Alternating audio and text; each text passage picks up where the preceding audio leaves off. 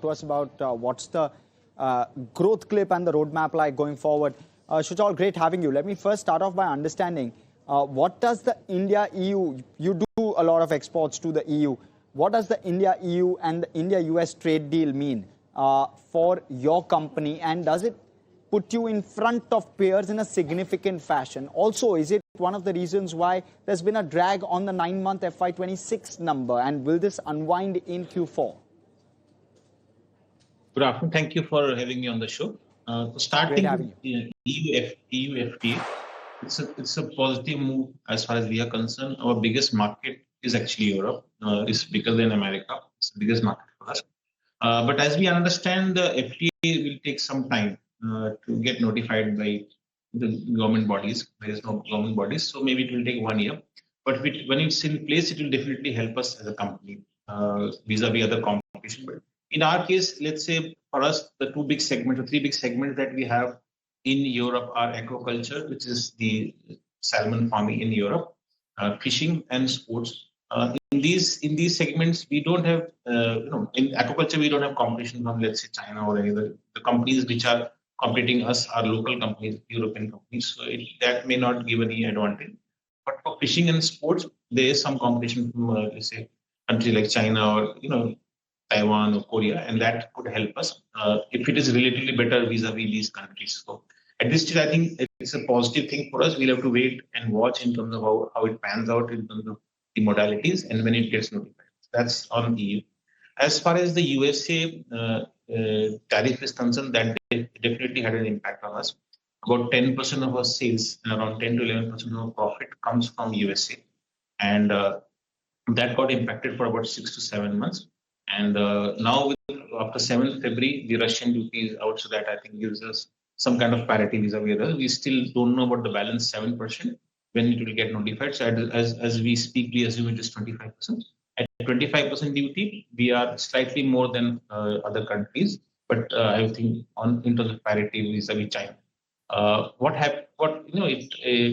It means to us is that customers are taking it positively. There has been some good news from a lot of new customers who want to come back to us. We were able to retain our customers during the last 6 months by giving discounts and other issues. So we had to other freebies. So we had to retain customers. So that impacted our profit and our margin, which you have seen and you mentioned a while back. So, but that will come into play now for us. But please understand, our production lead time is close to 4 to 6 weeks. So even if the orders start to come in, it will start impacting our results in Q1 of next year. Q4, it will not impact.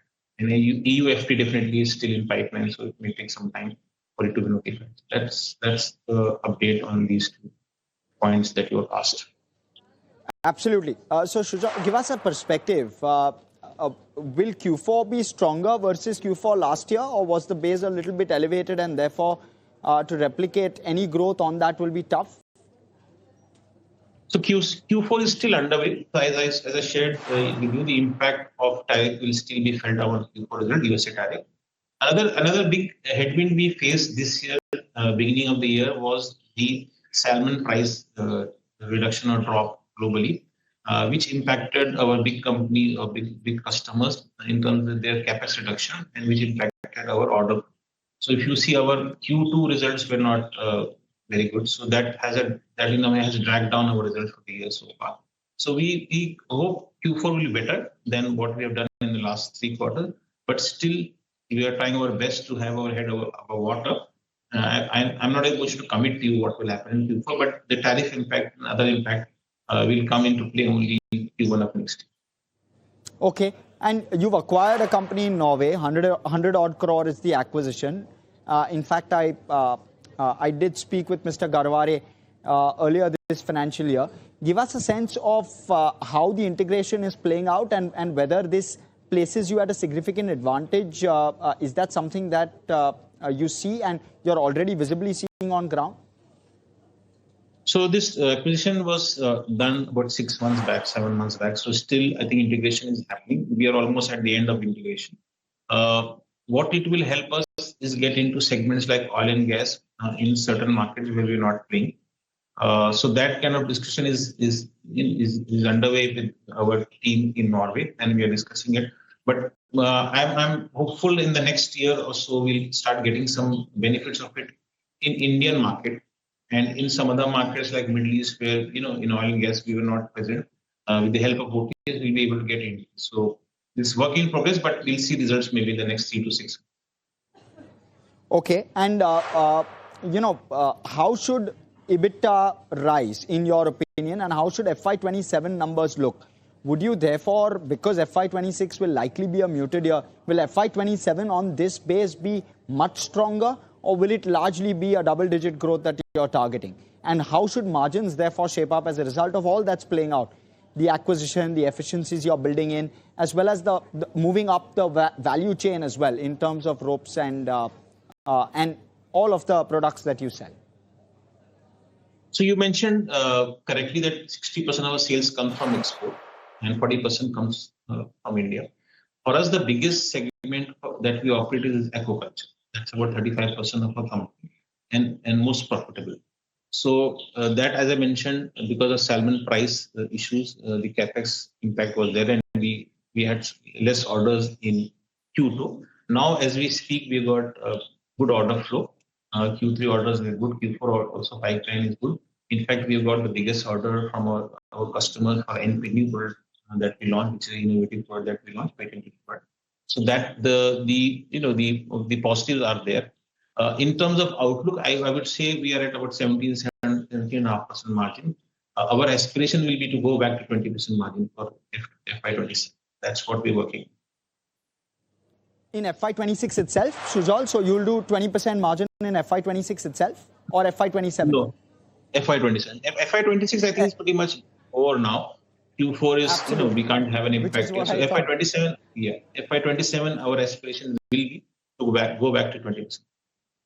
Understood. And what do you do with the cash flow that comes your way now? Because the buyback rules have been eased a little bit, so therefore, does cash flow go towards that, or would you be investing more in R&D? Would you be acquiring more companies? Is that really the place you're looking for? As far as buyback is concerned, obviously we'll take a call at an appropriate time, and we will try and reward the shareholder. But that is still not in terms of discussion. We are not discussing. As far as capex is concerned, we do invest about 50 to 60 crore in capex, and maybe we do around that, maybe a little more this year. So that's how we'll deploy the cash. At this stage, we are not discussing buyback, but sooner or later we'll surely discuss. And Sujal, talk to us about cash flow. Last year's Q4 was a little bit difficult in terms of cash flow conversion. There was a bit of a lag. Will that happen every year, or was that just peculiar to FY25? So if you see our model, our business model has changed last 2-3 years.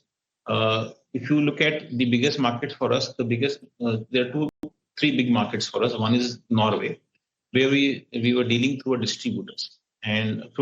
So anytime we bill the distributor, the billing was done in India, and we get immediate credit of money, and the cash flow was positive. Now what happens is that we have to dispatch the material to Norway, and it takes about 2 to 3 months to reach, and we also have sometimes these issues of logistics. So that 2-3 months is now permanent, impact on cash flow. So, but now it's a cycle. So after this we did in end of FY25. So it's about, I would say, 6 to 7 quarters that we have been doing this. So now it's part of our system. This year, UK, which is also a big market for us, there also we have moved direct, and now onwards, in the last 2 quarters, whatever sales we are doing, material has to reach the UK, and then only you can do. So another 2 to 3 months get added. So that's now we are pretty much over with all the in terms of transformations that we were trying to do in Norway and in UK. So if you see next year onwards, you will see the same base. There will be no base effect issues in terms of discussions which are not on the comparable level, because you have to add this 3 months lead. Okay. Sujal, thank you so much. In fact, unfortunately, that's all the time I have to have this conversation. But thank you so much for coming in. You've given us a perspective on a variety of things, from how the salmon market is evolving to how demand is shaping up, especially where Q4 and FY26 and FY27 is concerned. Thank you so much for giving us that perspective. Viewers, That's all.